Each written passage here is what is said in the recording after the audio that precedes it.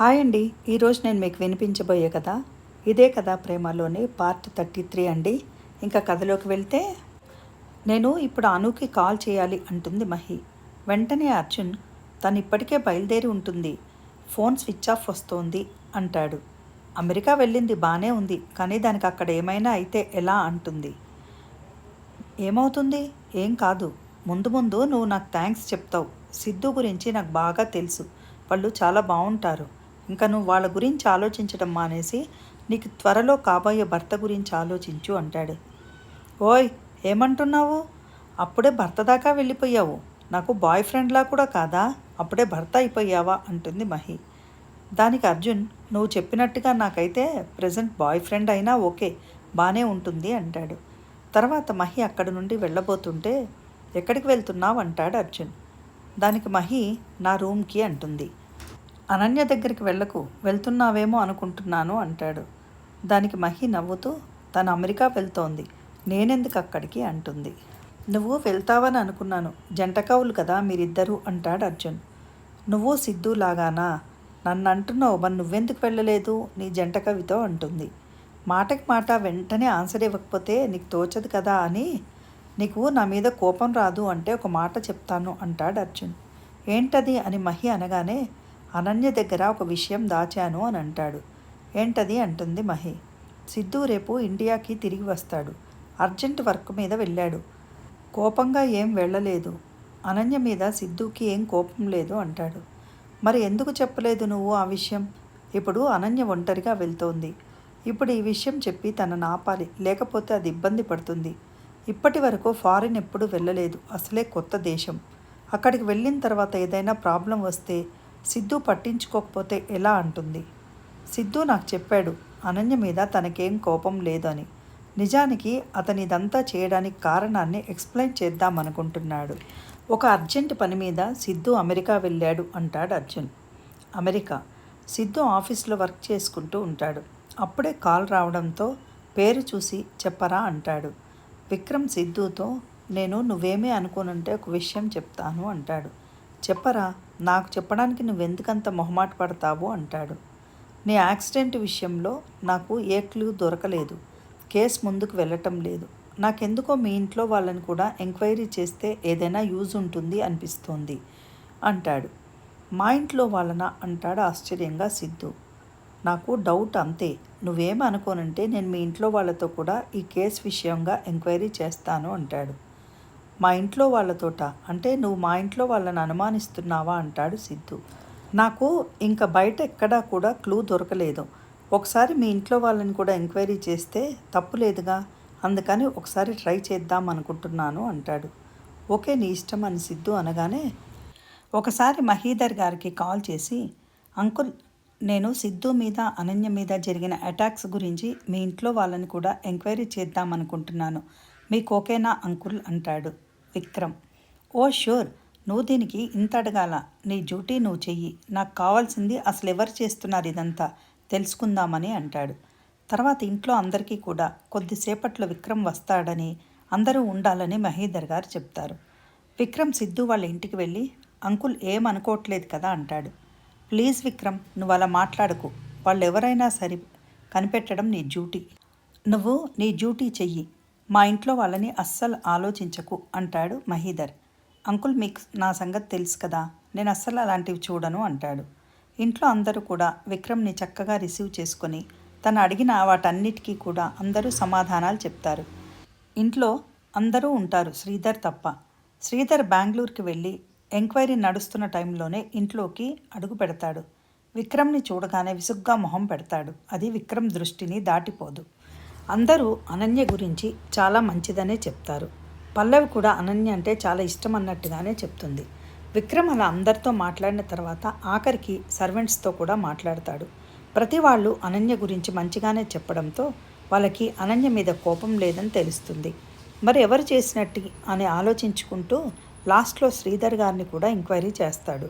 శ్రీధర్ గారితో, అంకుల్, అనన్యని ఆ రోజు ఒకడు కిడ్నాప్ చేయబోయాడు కదా, దాని గురించి మిమ్మల్ని ఎంక్వైరీ చేద్దామనుకుంటున్నాను అంటాడు. వెంటనే శ్రీధర్ కొద్దిగా కంగారు పడి, నన్నెందుకు ఎంక్వైరీ చేస్తావు, నేనేం తనని కిడ్నాప్ చెయ్యమని చెప్పలేదే అని చిరాకు పడతాడు. అది కాదు అంకుల్, అందరినీ చేస్తున్నాను, అలాగే మిమ్మల్ని చేస్తున్నాను అంటాడు. తప్పదన్నట్టు శ్రీధర్ విక్రమ్ అడిగిన వాటికి ఆన్సర్ ఇస్తాడు. ఎందుకో శ్రీధర్ గారు మాట్లాడిన మాటల్లో తేడాగా అనిపిస్తుంది విక్రమ్కి.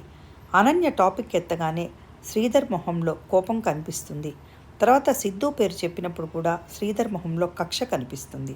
అది చూడగానే విక్రమ్ ఆశ్చర్యపోతాడు.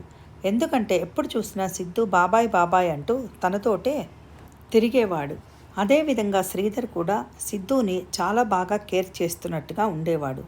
ఇదేంటి మరి సిద్ధు పేరు చెప్పగానే అంకుల్ మొహంలో అంత ఆవేశం కక్ష కనిపిస్తోంది, ఒకవేళ నేనేమైనా తప్పుగా ఆలోచిస్తున్నానా అని కూడా అనుకుంటాడు.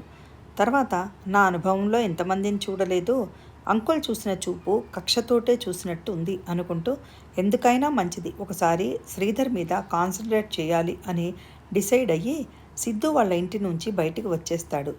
విక్రమ్ తర్వాత అదే విషయాన్ని ఫోన్ చేసి సిద్ధుకు చెప్పడంతో సిద్ధు ఆశ్చర్యపోతాడు.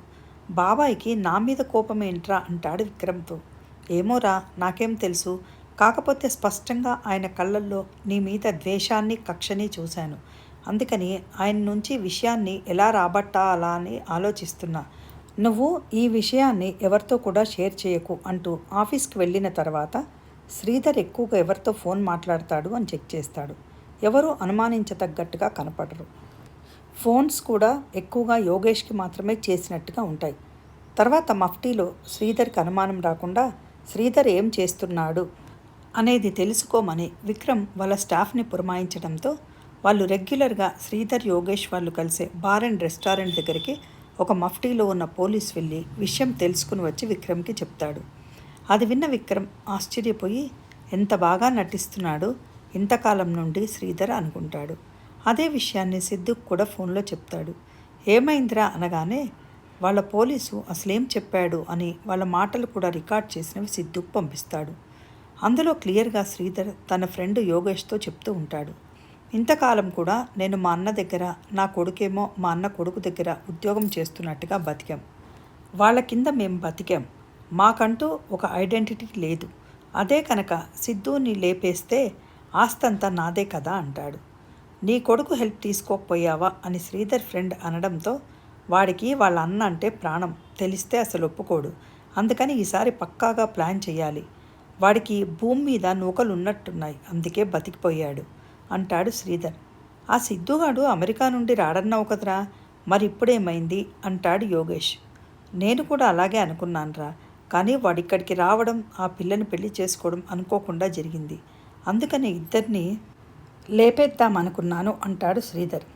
ఒకవేళ సిద్ధుని లేపేసినా మీ అన్న వదిన ఉంటారు కదరా అంటాడు యోగేష్. దానికి కూడా ఒక ప్లాన్ వేశాను. మా అన్న కొడుకుపోయిన దుఃఖంలో ఎలాగో ఆఫీస్కి రాడు. నాకు తెలిసి ఒకవేళ వచ్చినా వెంటనే రాడు, కాబట్టి నెమ్మదిగా ఆస్తంతా చేజిక్కించుకుని ముసలోళ్ళిద్దరినీ ఎక్కడో దింపేద్దాము, లేదంటే ఏదైనా గొడవ చేస్తే స్లో పాయిజన్ కూడా ఇద్దామని రెడీ అయ్యానురా అంటాడు శ్రీధర్. ఏం క్రిమినల్ బ్రెయిన్ రా నీది అని యోగేష్ అనగానే, అందుకే కదా నేను నీ ఫోన్ నుండి వాళ్ళకి కాల్ చేసేది. మరి ఇప్పుడు సిద్ధు అమెరికా వెళ్ళాడేమో కదా, ఇప్పుడేం చేస్తావు, అక్కడే చంపించేస్తావా అంటాడు యోగేష్. లేదురా, ఆ విక్రమ్ గాడు ఈ కేసు డీల్ చేస్తున్నాడు. వాడు పట్టుకుంటే కేసు తేలాల్సిందే అని పేరుంది వాడికి. వాడికి నా మీద ఏదైనా డౌట్ ఉందేమో కదా అంటాడు. ఒరేయ్, అంత ఊహించుకోకు, అందరితో పాటు నిన్ను ఎంక్వైరీ చేశాడు అంతే అంటాడు యోగేష్. అంతే అంటావా అని శ్రీధర్ అనగానే అంతే అంటాడు యోగేష్. అయినా వాడు ఇండియా రాగానే వాడికి స్పాట్ పెట్టి లేపేస్తాను చూడు అంటాడు శ్రీధర్. వీళ్ళిద్దరికీ తెలియని విషయం ఏంటంటే వీళ్ళని అక్కడ ఒక టేబుల్ మీద కూర్చోపెట్టింది, వీళ్ళకి సర్వ్ చేసింది, వీళ్ళకి దగ్గరలో వీళ్ళ మాటలు రికార్డ్ అయ్యేలా కెమెరా పెట్టింది విక్రమ్ పంపిన మఫ్టీలో ఉన్న పోలీస్. నీ వైఫ్కి తెలుసారా అంటాడు యోగేష్. నా భార్యకు కూడా తెలియదు ఈ విషయం. ఆడవాళ్ళకి తెలిస్తే లోకమంతా తెలిసిపోతుందిరా, నెమ్మదిగా పని అయిపోవాలి.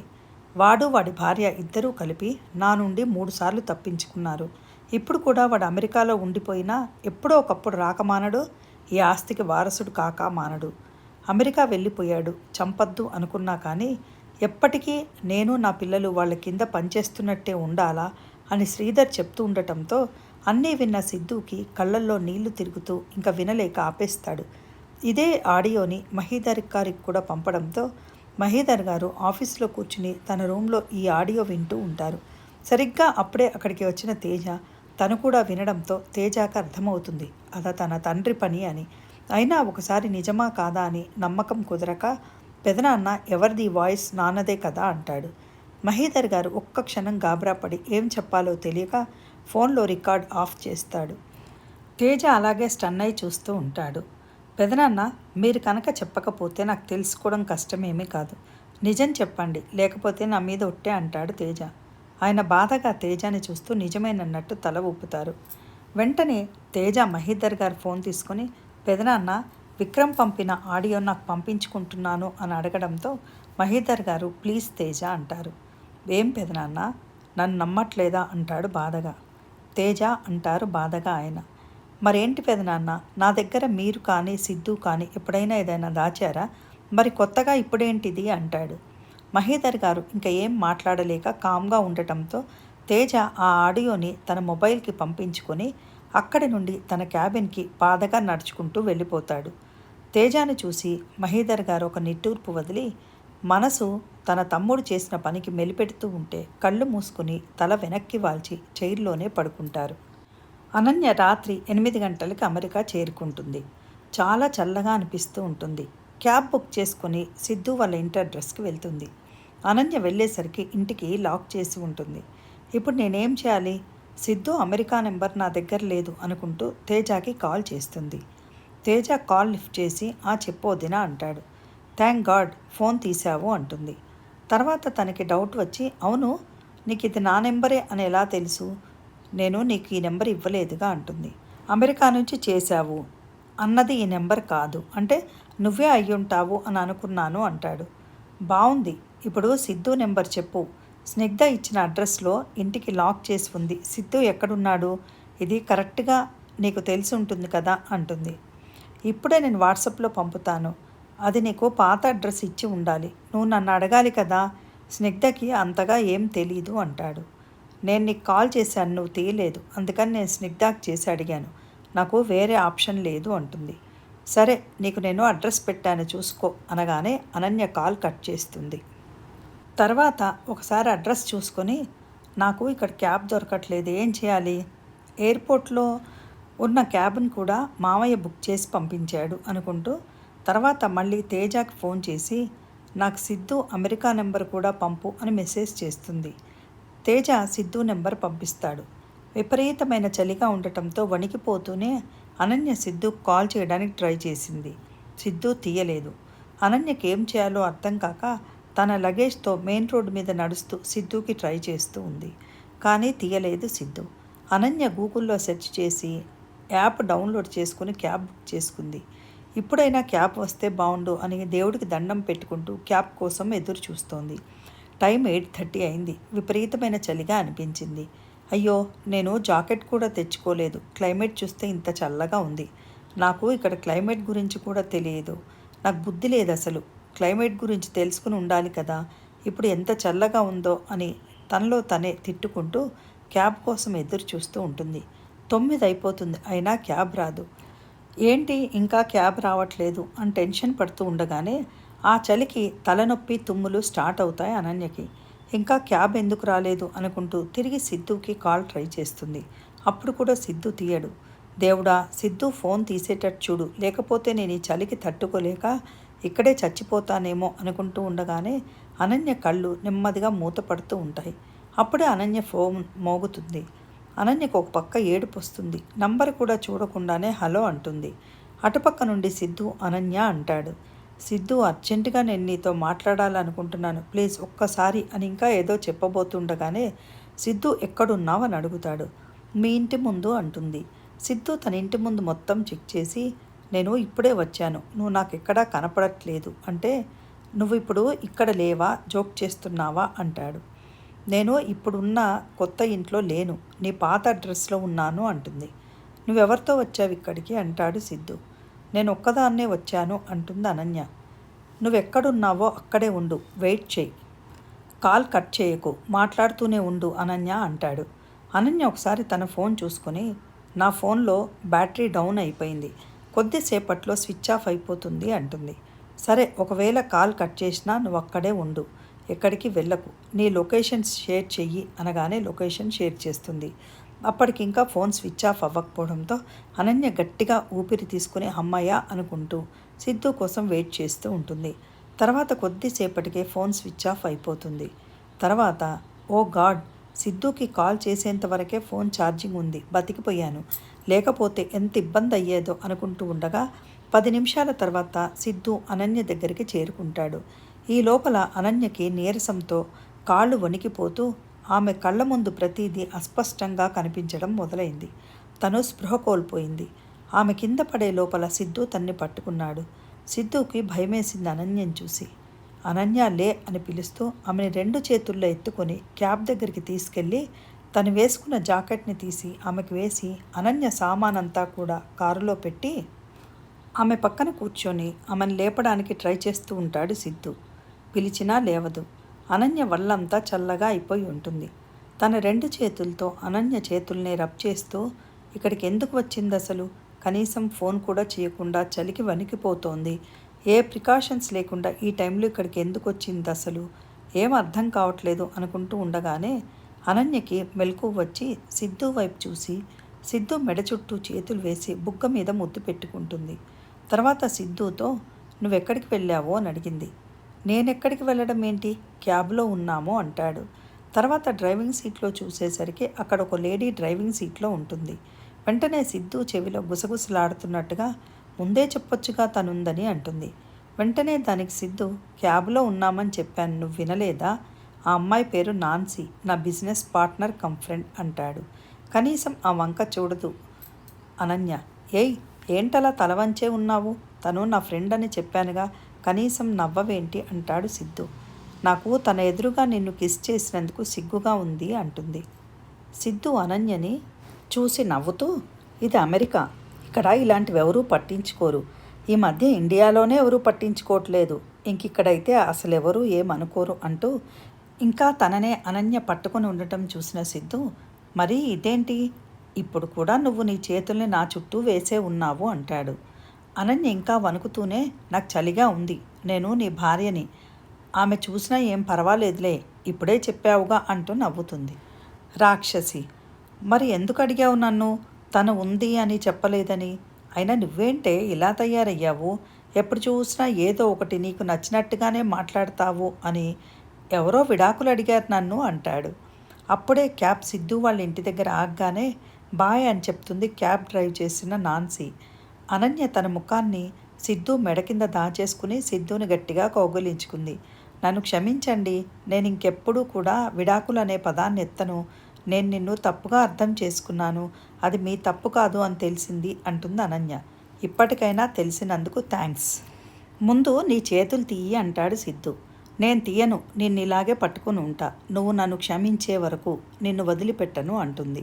దానికి సిద్ధు నాకు నీ మీద కోపం లేదు, నన్నైతే వదులు అంటాడు. అనన్య ఇంకొంచెం గట్టిగా పట్టుకొని నువ్వు అబద్ధం చెప్తున్నావు అంటుంది.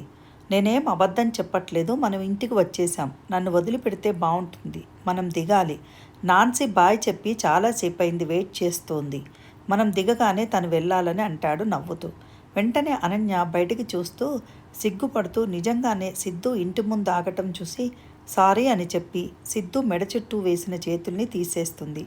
తర్వాత కార్ దిగి నవ్వుతూ మరోసారి నాన్సీకి థ్యాంక్స్ చెప్పిన తర్వాత సిద్ధు అనన్య సామానంతా ఇంట్లోకి తీసుకెళ్తారు. ఆ చలికి అనన్య పళ్ళు టకటకా కొట్టుకుంటూ ఉండగా నడవలేనట్లుగా నెమ్మదిగా నడుస్తూ అడుగులో అడుగు వేసుకుంటూ ఇంట్లోకి వస్తూ ఉంటుంది. సిద్ధు అనన్యని తన చేతుల్లోకి ఎత్తుకొని వేగంగా ఇంట్లోకి తీసుకెళ్ళాడు. తర్వాత తన్ని రూమ్లో సోఫాలో కూర్చోబెట్టి ఇప్పుడు చెప్పు, నువ్వొక్కతివే ఎందుకొచ్చావు ఇక్కడికి అంటాడు. తుమ్ముతూనే సారీ అని చెప్పి నీకోసమే వచ్చాను అంటూ మళ్ళీ తుమ్ముతుంది. నేను ఇక్కడ ఉన్నానని నీకెలా తెలుసు అంటాడు. నాకు అర్జున్ చెప్పాడు అంటుంది. మరి నువ్వు నాకు కాల్ చేయొచ్చు కదా అంటాడు సిద్ధు. నీ అమెరికా నెంబర్ నా దగ్గర లేదు, నేను కాల్ చేసినప్పుడు నువ్వు తీయటం లేదు అంటుంది. సిద్ధు అప్పుడు అనన్యతో నేను అర్జెంట్ వర్క్లో ఉన్నాను, నా బిజినెస్ పార్ట్నర్ తను నాన్సీ, ఇందాక కార్ డ్రైవ్ చేసిన అమ్మాయి అంటాడు. అనన్య వణుకుతూ ఉండటం చూసిన సిద్ధు ఇంత చలిని తట్టుకోలేని దానివి ఇంత హడావిడిగా ఇక్కడికి ఎందుకు వచ్చావు అంటాడు. అనన్య ఉలిక్కిపడి నీ వల్లే, నీకోసమే ఇక్కడ దాకా వచ్చా అంటుంది. సిద్ధు తనని తీసుకుని వాళ్ళ బెడ్రూమ్లోకి వెళ్ళి తనని మంచం మీద కూర్చోబెట్టి అక్కడి నుండి వెళ్ళడానికి వెనక్కి తిరగగానే సిద్ధు షర్టు కాలర్ పట్టి తన వైపు తిప్పుకొని నేను నీతో మాట్లాడాలని అంటుంది. ఏంటి అంటాడు సిద్ధు. అనన్య మాట్లాడబోతుంటే దగ్గు కూడా స్టార్ట్ అవుతుంది. నువ్వు ఎంతసేపు అయింది అక్కడ నిలబడి అంటాడు సిద్ధు. 8 నుంచి అంటుంది. సిద్ధు గట్టిగా ఊపిరి పీల్చుకుని నేను నిన్ను నమ్మలేకపోతున్నాను అనన్య అంటాడు. ఏంటి అంటుంది అనన్య. లేకపోతే ఏంటి, అప్పటికప్పుడు డైవర్స్ అన్నావు, నాకు ఫోన్ చేయకుండానే అమెరికా వచ్చేసావు, అన్నీ ఫాస్ట్ డెసిషన్స్ ఎందుకు, పేషెన్స్ ఉండాలి కదా అంటూనే డోర్స్ విండోస్ అన్నీ మూసేసి హీటరు పనిచేయట్లేదు, అందుకని ఈ బ్లాంకెట్స్ కప్పుకో అంటాడు. తర్వాత అనన్యతో నువ్వేమైనా వైన్ తాగావా, లాస్ట్ టైం నువ్వు వైన్ తాగినప్పుడు ఎలా ప్రవర్తించావో ఇప్పుడు కూడా అలానే ప్రవర్తించావు అంటాడు నవ్వుతూ. వెంటనే అనన్య నేనెప్పుడు తాగాను అంటుంది బుంగమూతి పెట్టుకొని. గుర్తు చేసుకో నెమ్మదిగా, ముందైతే నువ్వు బట్టలు మార్చుకో అంటాడు. లేదు లేదు, ఇప్పుడు నేను మార్చలేను, ఈ చలికి నేను చచ్చిపోతానేమోనని భయంగా ఉంది, దుప్పటి నుంచి కనీసం బయటికి రాలేను అంటుంది. నువ్వేం చచ్చిపోవు, ఇక్కడ ఈ టైంలో చాలా చల్లగా ఉంటుంది, ఇది కామనేలే అంటాడు. తర్వాత నువ్వు ముందైతే బట్టలు మార్చుకో, నేను బయట వెయిట్ చేస్తూ ఉంటాను, తర్వాత మాట్లాడుకోవచ్చు అంటాడు. అనన్య లేదు లేదు, ముందు మనం మాట్లాడుకోవాల్సిందే అంటుంది. సిద్ధు ఆమె చెవుల్లో గుసగుసలాడుతూ నువ్వు ముందు బట్టలు మార్చుకోలేదంటే నేను మార్చాల్సి ఉంటుంది, నీ ఇష్టం అంటాడు. వెంటనే అనన్య చెంపలు ఎర్రబడతాయి. ఓకే అన్నట్టు థమ్సప్ ముద్ర చూపిస్తుంది. సిద్ధు బయటకు వెళ్ళిపోతాడు. అనన్య ఏం చేయాలి అసలు, నాకు మాట్లాడే అవకాశం ఇవ్వట్లేదు సిద్ధు అనుకుంటూ ఉంటుంది. తర్వాత తను బట్టలు మార్చుకున్నాను, నువ్వు లోపలికి రావచ్చు అనగానే సిద్ధు లోపలికి వచ్చి తన అల్మారా తెరిచి ఒక బ్లాంకెట్ తీసి ఆమెకిచ్చి ఒకసారి అనన్య నుదుటి మీద చేయి వేసి నేను ఊహించినట్టుగానే నీకు జ్వరం వచ్చింది అంటాడు. అప్పుడు అనన్య సిద్ధు చేతులు పట్టుకొని నీకు నా మీద కోపం ఉందా, నిజం చెప్పు అంటుంది. సిద్ధు అనన్యతో నాకు నీపై కోపం లేదని చెప్పాను కదా అంటాడు. మరి అమెరికా ఎందుకు వచ్చేసావు అంటుంది. ఎందుకంటే నాకు అర్జెంట్ వర్క్ ఉంది, నేను నెక్స్ట్ డేనే ఇండియాకి రావాల్సి ఉంది, నేను ఇక్కడ వర్క్ చేసుకుని వెంటనే నీతో మాట్లాడదాం అనుకున్నా, నీకు ఒక్కవైపే నిజం తెలుసు అంటాడు. అనన్య మంచం మీద కూర్చొని అంటే నీకు నిజంగా నా మీద కోపం లేదా అంటుంది. లేదు అని చెప్పి సిద్ధు బయటికి వెళ్తుంటే ఇప్పుడు నువ్వు ఎక్కడికి వెళ్తున్నావు అంటుంది. తినడానికి ఏమైనా చేసి తెస్తాను అంటాడు. వంట ఎలా చేయాలో నీకు తెలుసా అంటుంది ఆశ్చర్యంగా. నేను 5 ఇయర్స్ ఇక్కడ ఉన్నాను, నువ్వేమనుకుంటున్నావు నా గురించి, నేను మంచి కుక్ని తెలుసా అంటాడు. సరే నేను కూడా వస్తాను అంటుంది. ఇప్పటికే చాలా చలిగా ఉంది, కామ్గా పడుకో అంటాడు సిద్ధు. లేదు, నాకు ఇక్కడ ఒక్కదాన్నే ఉండాలంటే ఏదోలా ఉంది, నీతోటి వస్తాను కిచెన్లోకి అంటుంది. నువ్వు ముందు పడుకో అంటాడు సిద్ధు. అయితే ఒక కండిషన్ అంటుంది. ఏంటి అని సిద్ధు అనగానే నువ్వు వంట చేసి ఇక్కడికి రాగానే నాతో మాట్లాడాలి అంటుంది. సరే అంటాడు. తర్వాత సిద్ధు సూప్ ప్రిపేర్ చేసి ఆ రూమ్లో టేబుల్ మీద పెట్టి తన బెడ్ మీద కూర్చుని అనన్య వైపు చూసేసరికి అప్పటికే నిద్రపోతుంది. సిద్ధు మనసులో నాకు ఆశ్చర్యంగా ఉంది, నేను నీ మీద కోపంగా ఉన్నాను అనుకొని ఇక్కడ దాకా వచ్చావు, నేను నమ్మలేకపోతున్నాను, నువ్వు ఒక్కదానివి ఇక్కడ దాకా రావడం అనేది చూసి అది కూడా నా కోసం వచ్చావు అనుకుంటూ ఉంటే చాలా హ్యాపీగా ఉంది అని అనన్య నుదుటి మీద చేయి వేసి చూసేసరికి జ్వరంగా అనిపిస్తుంది. నిద్రలోనే అనన్య సిద్ధు చేతిని గట్టిగా పట్టుకుంటుంది. తర్వాత కళ్ళు తెరిచి ఎప్పుడు వచ్చావో అని అడుగుతుంది. ఇప్పుడే అని చెప్పి మొహమంతా ఏంటి ఇలా ఉంది అంటాడు. నాకు బామ్మ గిఫ్ట్ ఇచ్చిందిలే, నీతో విడాకులు తీసుకుంటాను అనగానే అంటుంది. అంటే మీ బామ్మ నిన్ను కొట్టిందా అంటాడు కోపంగా.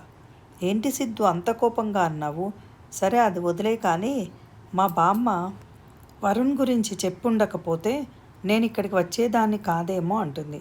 వెంటనే సిద్ధు నేను మీ బామ్మకి చాలాసార్లు చెప్పాను, నిన్నేమన్నా అన్నా ఊరుకోను అని, అయినా తను నిన్ను కొట్టింది అంటాడు బాధగా. దానికి అనన్య దాని గురించి ఆలోచించకు, నువ్వు నాకు సూప్ చేసి తెచ్చావు కదా, దాని టేస్ట్ నేను చూస్తాను అంటుంది. సిద్ధు స్పూన్తో అనన్యకి సూప్ తాగిస్తాడు. వరుణ్ గురించి అని అనన్య ఏదో చెప్పబోతుంటే మనం ఇవన్నీ రేపు మాట్లాడుకుందాం, ముందు నువ్వు పడుకో, నీకు జ్వరం ఎక్కువగా ఉంది అంటాడు. లేదు నేను ఇప్పుడు నీతో మాట్లాడాలనుకుంటున్నాను అంటుంది అనన్య. ఇంత మొండిగా ఉండడం ఆపు అనన్య, నువ్వు సరిగ్గా కళ్ళు కూడా తెరిచి చూడలేకపోతున్నావు. ముందు పడుకొని రెస్ట్ తీసుకో అంటాడు. నీ అంత కాకపోయినా నేను కొంతైనా మొండితనం చూపించాలి కదా అని అనన్య సిద్ధుతో అని నా పక్కన పడుకో అంటుంది. లేదు, ఈరోజు సోఫాలో పడుకుంటాను అంటాడు సిద్ధు. వెంటనే అనన్య బొంగమూతి పెట్టి, ఇప్పుడు నీకు నా మీద కోపం పోలేదని అర్థమవుతోంది, నువ్వు అబద్ధం చెప్తున్నావు అంటుంది.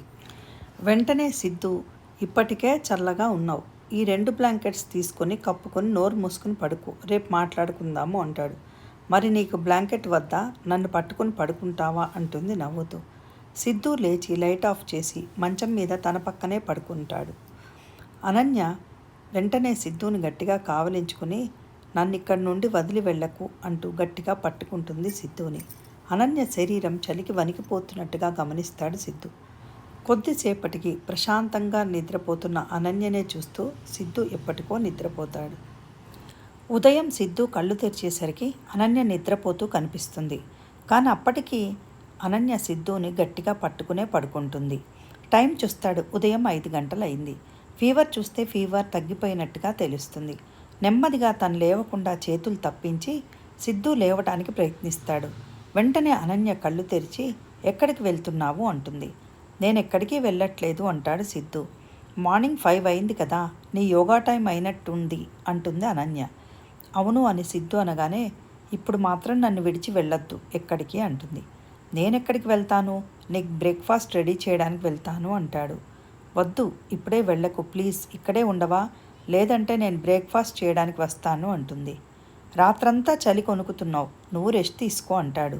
సిద్ధుని గట్టిగా పట్టుకొని, నాకేం రెస్ట్ అవసరం లేదు, ఇప్పుడు నేను బాగానే ఉన్నాను, నేను చెప్పేది విను, ముందు నా మాట నువ్వు విన్న తర్వాతే నిన్ను వెళ్ళనిస్తాను అంటుంది. సిద్ధు అనన్యతో, వరుణ్ గురించి మాట్లాడతావు అంతే కదా, నేను వరుణ్ని ఊరొదిలి పొమ్మని చెప్పాను. వరుణ్ నిన్ను మోసం చేస్తున్నాడని తెలుసు, కానీ ప్రాబ్లం ఏంటంటే వరుణ్కి వ్యతిరేకంగా నా దగ్గర ఎలాంటి సాక్ష్యాలు లేవు, కాబట్టి నేను నువ్వు డిస్కస్ చేసుకోవచ్చు అనుకున్నాను. ముందు అతను నీ జీవితం నుండి పక్కకి తప్పుకుంటే డబ్బులు ఇస్తాను అని చెప్పాను, కానీ అనుకోకుండా అక్కడి నుండి తప్పించుకున్నాడు. తర్వాత నేను ఇచ్చిన ఆఫర్ని వరుణ్ యాక్సెప్ట్ చేయలేదు. నువ్వు నిజంగా హ్యాపీగా ఉంటే చాలు, వరుణ్ నిన్ను ఇష్టపడతాడు అనుకున్నాను. వరుణ్తో నువ్వు హ్యాపీగా ఉంటే అప్పుడు నాకు నిజంగా ఎలాంటి సమస్య లేదు, కాబట్టి నీ పెళ్ళి వరుణ్తో అవుతుందని బాధగా ఉన్నా కూడా నువ్వు హ్యాపీగా ఉంటే చాలనుకున్నాను. నేను పెళ్ళికి రానని మా నాన్నతో చెప్పాను, కానీ నాన్న వినిపించుకోకుండా నన్ను బలవంతం చేశారు. నేను పెళ్ళికి వచ్చినప్పుడు వరుణ్ వెళ్ళిపోయాడని తెలిసింది అంటాడు. అనన్య, మరి నువ్వేమో అతన్ని బెదిరించావు అని చెప్పాడు నాకు. వరుణ్ నీకు అబద్ధం చెప్పాడు, నేను డబ్బు ఆఫర్ చేశాను అంతే. మరి నువ్వు నేను ఆ రోజు అడిగితే నువ్వు కిడ్నాప్ చేశావా లేదా అని అడిగినప్పుడు ఎస్ అని ఎందుకు చెప్పావు అంటుంది అనన్య. నువ్వు డబ్బులు ఆఫర్ చేశావా అన్నావు. అవును అన్నాను. తర్వాత నేను ఏం జరిగిందో చెప్తుంటే నువ్వు నా మాట వినే స్టేజిలోనే లేవు. ఎస్ ఆర్ నో చెప్పు అన్నావు. నేను ఎస్ అన్నా అంతే, ఇంకా నేను చెప్పేది నువ్వేమైనా విన్నావా అంటాడు సిద్ధు. సారీ సిద్ధు, నాకు తర్వాత అర్థమైంది, నా ఆస్తి కోసం నా మీద ప్రేమ ఉన్నట్టు నటించాడు అని. ఆల్రెడీ వరుణ్కి వేరే అమ్మాయితో పెళ్ళయింది, నా నుండి డబ్బు మాత్రమే కోరుకున్నాడు అంటుంది అనన్య. తర్వాత సిద్ధుతో, నాకు ఇప్పుడు గుర్తొస్తోంది, పెళ్ళికి ముందు రోజు నేను వరుణ్తో మాట్లాడినప్పుడు నాకు ఆస్తి తీసుకోవడం ఇష్టం లేదు అని చెప్పాను. అప్పుడు వరుణ్కి అర్థమై ఉంటుంది, నేను ఆస్తి తీసుకోను కాబట్టి నా నుండి డబ్బు రాదు అని, అందుకే పారిపోయాడు, ఇప్పుడు అర్థమవుతోంది అంటుంది. సిద్ధు అనన్యతో, మరి నా నుండి ఎందుకు డబ్బులు తీసుకోలేదు, ఆఫర్ ఇచ్చాను కదా అంటాడు. నువ్వు ఆఫర్ ఎప్పుడు ఇచ్చావు అంటుంది. అనన్య పెళ్ళికి 2 రోజుల ముందు అంటాడు సిద్ధు. నేను పెళ్ళికి సరిగ్గా 1 రోజు ముందు చెప్పాను, నా దగ్గర నుండి డబ్బులు ఆగచ్చు అనుకున్నాడు, కాబట్టే నువ్వు ఇచ్చిన ఆఫర్ని రిజెక్ట్ చేశాడు. నా దగ్గర నుంచి డబ్బులు ఈజీగా తీసుకోవచ్చు అనుకున్నాడు, అందుకే నువ్వు ఇచ్చిన ఆఫర్ని వదిలేశాడు అని అనన్య అనడంతో, మరి ఇప్పుడు ఎందుకు తిరిగి వచ్చాడు, ఇప్పుడు నా నుండి ఏమీ రావు కదా డబ్బులు అంటాడు. అప్పుడు అనన్య, నేను వరుణ్ ఆ అమ్మాయితో చేసిన చాట్ని గమనించాను కాబట్టి నాతో బెడ్సి కొట్టింది, ఏదో ఒక రకంగా నీ దగ్గర నుంచి డబ్బు గుంజుదాం అనుకున్నాడేమో, ఏదైతే ఏంటి, ఏదో ఒక ప్లాన్తో అయితే వచ్చాడని అర్థమైంది. మొత్తానికి నేను తన్ని రెడీ హ్యాండెడ్గా పట్టుకోవడం ఊహించలేదు అంటుంది. పోనీలే, వరుణ్ మన లైఫ్ నుంచి వెళ్ళిపోయాడు కదా, ఇక నుంచి నువ్వు టాపిక్ ఎత్తకు అంటాడు సిద్ధు. తర్వాత నాకు తేజ మెసేజ్ చేశాడు, నీకు స్నిగ్ధ ఇచ్చిన అడ్రస్ తప్పు అని. నువ్వు నిద్రపోతున్నప్పుడు నేను నీ ఫోన్ చెక్ చేశాను. క్యాబ్ బుక్ చేసుకున్నావు కానీ అది క్యాన్సిల్ అయింది. అది గమనించుకోలేదు నువ్వు. తిరిగి మళ్ళీ వేరే క్యాబ్ బుక్ చేసుకుంటే పోయేది అంటాడు. నేను నిన్న క్యాబ్ ఎందుకు రాలేదని ఆలోచిస్తూ ఉన్నాను కానీ చెక్ చేసుకోలేదు. ఇంకా నయం, నువ్వు అక్కడికి రాకపోతే అప్పుడు చలికి నేను గడ్డకట్టిపోయేదాన్నేమో అంటుంది నవ్వుతూ. నువ్వు ఇక్కడికి వచ్చావు అని తెలిసాక నిన్ను నేను ఎలా గడ్డకట్టనిస్తాను ఐస్ లేడీ అంటాడు సిద్ధు నవ్వుతూ. ఐస్ లేడీనా? ముందు నవ్వడం ఆపు. ఇప్పుడు చెప్పు, నేను నీకు ముందు ఎలా తెలుసు? నా ఇన్స్టా ఐడి నీకు నచ్చిందా అంటుంది. నువ్వు నిజంగా నన్ను గుర్తుపట్టలేదా? మనం ఒక పెళ్లిలో కలుసుకున్నాము అంటాడు. ఈ రోజుకి ఈ కథ ఇంతేనండి. తర్వాత ఏం జరగబోతోంది అనేది ఎంతో ఇంట్రెస్టింగ్గా సాగే ఈ కథలో నెక్స్ట్ పార్ట్ కోసం మన నెక్స్ట్ వీడియో చూడండి. మీకు కనుక కథ నచ్చినట్లయితే ప్లీజ్ లైక్ చేసి, షేర్ చేసి, సబ్స్క్రైబ్ చేసుకోవడం మర్చిపోకండి. Thank you for listening. Have a nice day.